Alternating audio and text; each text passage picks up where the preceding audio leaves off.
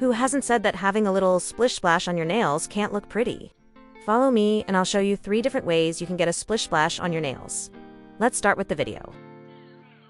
On the first nail design, I will start by splashing neon nail chrome on a nail stamper. Take a few different neon colors and do it with light movements.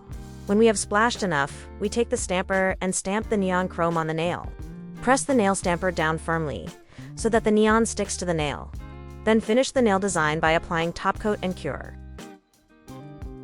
On nail design number 2, I thought I would use different colors, and at the same time use a dotting tool.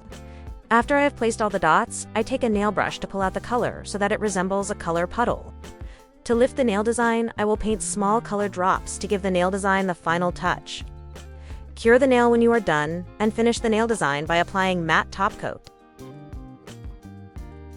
Now, we have arrived at the final design. This design is more time-consuming, so please take your time.